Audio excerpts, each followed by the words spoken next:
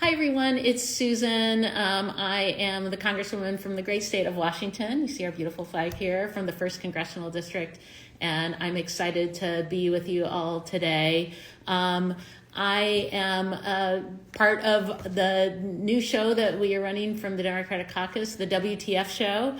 We are going live every Wednesday, Thursday, and Friday. Want to make sure, especially over this first 100 days of this Congress, that we are getting information to you, talking to you about what's happening here on the Hill. We've just heard from so many folks across the country, and definitely I've heard from many, many folks in my district. Wondering what's happening in Washington, D.C., concerns about the actions that have been taken by the Trump administration. And so want to have a conversation about a colleague from the great state of Alabama, Terri Sewell, who's going to be joining us. We are waiting to get that connection going. And so she should be joining us soon and be able to have a talk. And so we can have a conversation between Washington and Alabama, give you a good perspective on everything that's happening all across the country. So we're just waiting for her to get connected. And as soon as we have her connected, we'll get started. But I just want to thank all of you for joining us and for taking some time out of your day and for being engaged and involved and aware of what's going on across the country. We're just trying to get Terri connected here. And so as soon as we get her in, we will let you know. Sorry, some folks are working on the connection here to make sure we get Terri in so that we can get started. Terri is from the great state of Alabama, actually, where I was born. So we've worked together for a long time on issues. We both serve on the Ways and Means Committee. And so we've been having a lot of conversation more recently about access to information at the Treasury, that Elon Musk and his and and his team have been accessing information. Hey, here's Terri, Yay! actually. Modern technology. Modern technology. I was telling folks that we are having the great connection between the great state of Alabama and the state of Washington. Absolutely.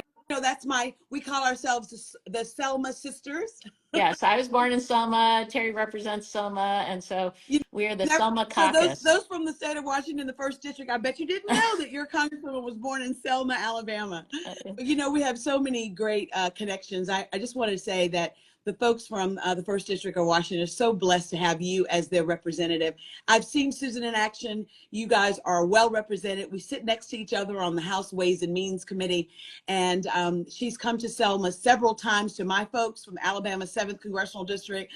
Susan comes to Alabama for Faith in Politics religiously. She brings her family, and she's always so supportive of what we're doing in Alabama and in keeping the legacy that is Selma alive for all of us. I think both Susan and I can say that the highlight of our time here in Congress definitely has been the opportunity to to be with John Lewis and to walk in his footsteps with him. It's just amazing.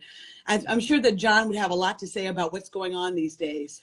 I'm sure you would, and I think I keep him in mind when I think about the important work that we all have to do to stand up, to make sure that we are willing to have our voices heard, to fight for what's right for our country and fight for our communities. And given all that's happening right now, that's really important. I know we're hearing a lot from folks in my district about their concerns about what's happening, the impacts on our families, on our workers, on our communities, and definitely concerns. Actually, you and I were in a hearing yesterday talking about just protecting people's sensitive information and the The fact that, privacy.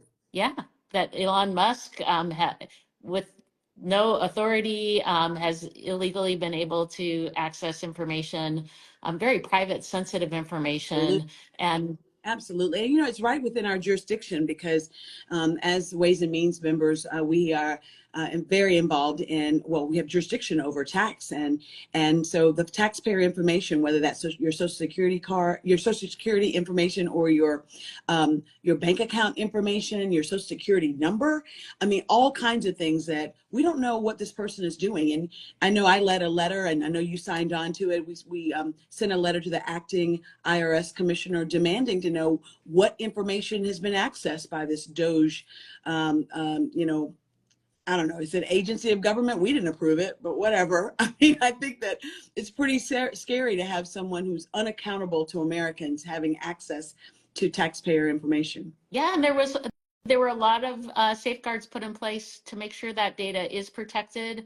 And one of those safeguards has been our inspector generals. Each agency has an inspector general that has really been the watchdog for that agency to make And I sure mean, that. and the president in one fell swoop with a memo literally fired all of them. I mean, so we don't have any independent watchdog watching over the Treasury Department.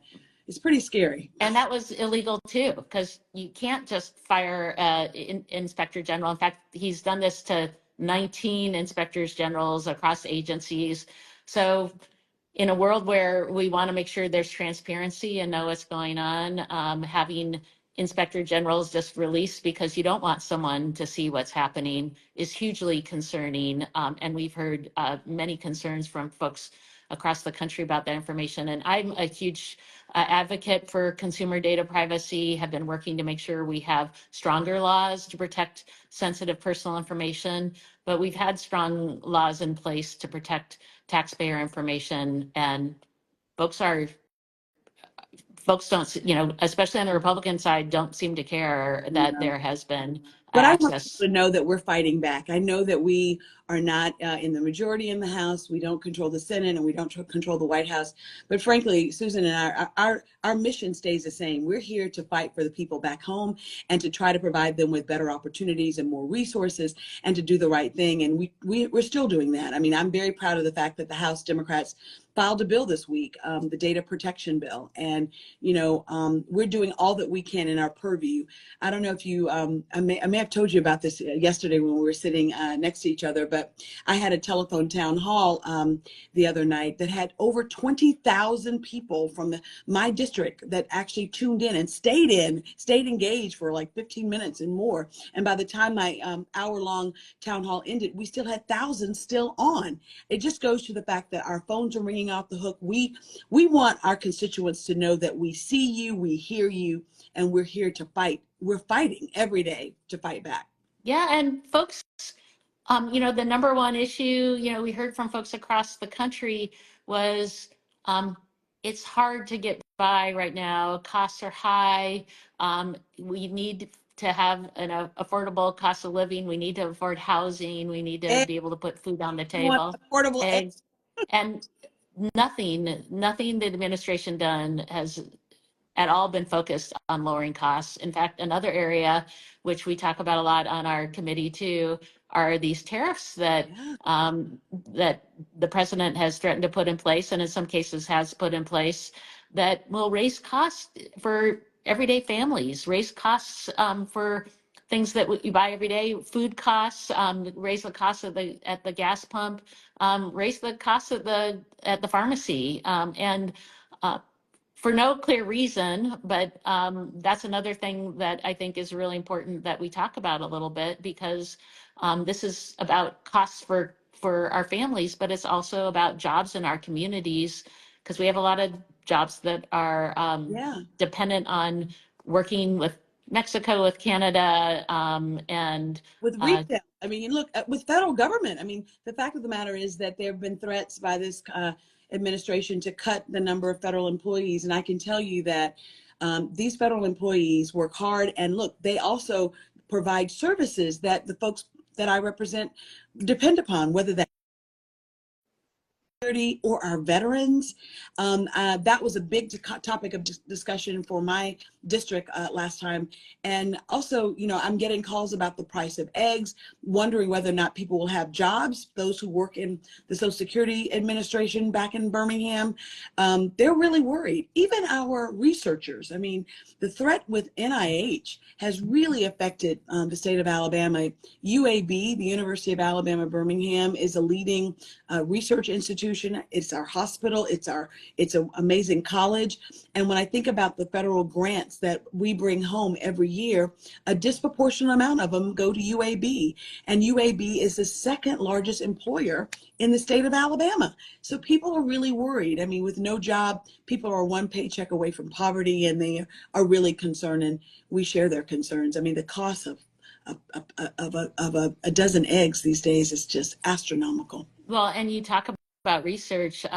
That's where I started off we're doing biomedical research, and I know how critically important it is to the breakthroughs that we've seen. Huge breakthroughs in cancer, in so many diseases, and a lot of that is because of the investments we make in basic research. And at the University of Washington, we've had incredible breakthroughs. Dialysis, things like that took place, where we continue to see investments. And we have a cancer research center in our region too, Fred Hutchinson Cancer Research Center. All of these institutions are very dependent on the investments we make in basic research, which have had huge impacts on the health and of our communities and the future cures and therapies that we want to see. And even people in the middle of trials being told that they may not be able to continue. It's heartbreaking that that's even being considered. And I would argue that this kind of idea that somehow this is saving us money, actually it's going to cost us a lot more money if we don't make investments that help build a stronger future. Absolutely. Behind every cut that this president wants to make is a job, is a service, I think all of these things are just critically important. And, I mean, this president won because he said he was going to fight inflation. And I think I don't know about you, Susan, but I'm still waiting for him to fight inflation. And I know that we are all suffering because of it. But here's what I know. I know that we have an amazing, resilient nation. And I just really, what worries me the most is that we have three co-equal branches of government. And right now we're seeing one branch literally running through all the other branches. And that's just not right. It's not legal. It's not constitutional. And so, I know what makes me frustrated is that we as members of Congress, we don't have standing to fight, to file these lawsuits, even though we're taxpayers, because of the rules. But I also know, because of the law, but I also know that we have amazing groups out there. They're fighting. The American Federation of Federal Government Employees, I had them on, and they've come to visit my office yesterday. It was about 30 of them from Alabama who flew up here to talk about their jobs and wanting to save their jobs and the importance of what they're doing back home, whether that's working on veterans benefits, or working in the VA hospital or a clinic, or working at Social Security. I mean, they're all just frightened about losing their jobs. And I can say, right, making sure we have folks working that people interact with every day, all so critically important. All of them are federal. But I think one thing that's always very important for us is to hear your stories, to talk about what's really happening and the impact on our communities. Folks can talk about policies, but what really is important is for folks to understand the true impact some of these decisions are having on the ground in our communities. We're going to continue to do all we can to keep you informed. The WTF show, again, will continue on Wednesdays, Thursdays, and Fridays. But also, you can follow me at Rep Del Bene on social media. And I know for folks in our region, share your stories or reach out. My website is delbene.house.gov, and I'm going to let Terri give you her information too. Absolutely. So please do continue to follow us. We are in the fight. We know that your voices matter, your stories matter, and so we set up on our website a Share Your Stories portal. It's sewell.house.gov /share your stories. and our handle for Instagram is Rep Terri Sewell. And so I really hope that you will not only follow Susan and I, but that you will stay engaged. I think that the biggest way we can fight back is to stay engaged, to stay informed, to stay involved. And we look forward to providing those opportunities for you. And I hope you know that you're represented well, the First District of Washington by Susan Delbene and 7th District, Alabama.